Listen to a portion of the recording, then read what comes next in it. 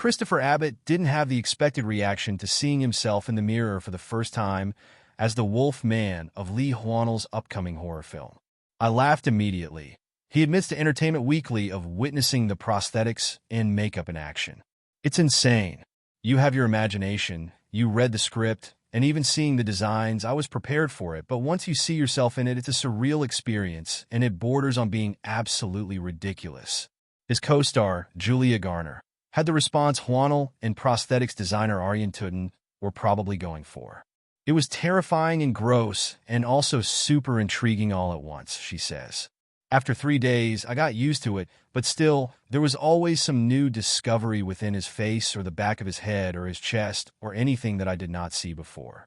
I felt like I was discovering something new every day with that prosthetic. Abbott reveals more of what went into that transformation, which will be on full display when Wolf Man opens in theaters this Friday. The prosthetics forced him to rehearse in the mirror to figure out exactly what his face would look like for the camera. At the very least, he needed the confidence that he could still emote under all that material. While the movie is scary, Abbott adds, you always want to try to find some heart in it, some tragedy in it, even towards the later stages, the glimmers of human or father still in there. The actor, known for his role in Girls and in films like Sanctuary and Poor Things, stars as Blake, a stay-at-home father to the young ginger, Matilda Firth. He struggles in his marriage to high-powered journalist Charlotte Garner. So when he inherits his childhood farmhouse in rural Oregon after his missing dad is legally presumed dead, Blake hopes the trip to the property will help repair his relationship. However, they're immediately attacked by a ferocious creature that seems not fully animal, not fully human. They manage to barricade themselves inside the house for safety, but Blake's exposure to this beast slowly begins to change him into the very thing they just fended off.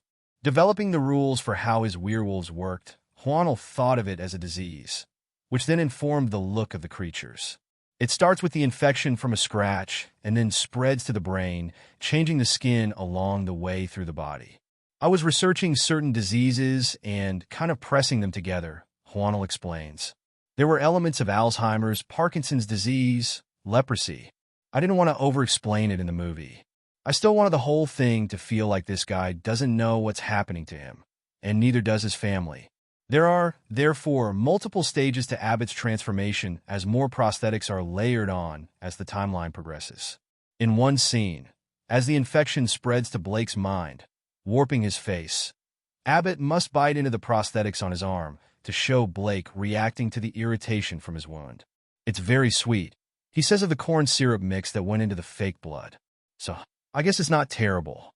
I mean, it's nauseating after a while, but it's not the worst thing in the world. With a script Hwanell wrote with wife Corbett Tuck, the director chose to show the audience Blake's own perspective as he succumbs to the werewolf virus. Lights are brighter. Charlotte's eyes appear to glow blue, making her nearly unrecognizable. Sound is distorted. A spider walking calmly up a wall in an upstairs closet feels as audibly jarring as falling furniture, while Charlotte's speech sounds garbled, as if she's trying to speak underwater.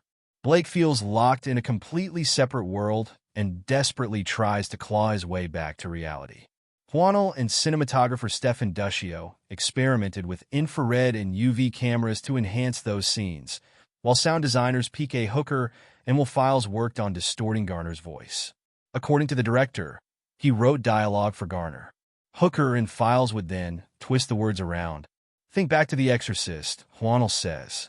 What they did with Linda Blair's Possessed Reagan, running it backwards. It was our version of that, but instead of running it backwards, we were bending it and stretching it like a pretzel. We would run some fill words backwards and twist them around other words. A lot of that was done in camera and very practically. Abbott recalls of filming those scenes. You can add color to it in post, but, for example, when the perspective would switch on set, the lights would change, and it made it almost theatrical, a dramatic space to work in. We had rehearsal with that sequence with the camera movement and everything, Garner adds. It was almost like a dance. The final stage of Blake's transformation is the culmination of Abbott's physical performance. He calls it his most physical role to date, and even more overt body prosthetics, including fake teeth and claws. Juanel became inspired by the work of David Cronenberg, including 1980's XS The Fly, and wanted to go full-body horror with his movie. Once Abbott got over that initial laugh of seeing himself as the Wolf Man, he wanted his performance to match the drama of the look. "It makes you want to take a swing that much more," he says. "In a good way, I get to hide behind it. So then there is less self-acting judgment.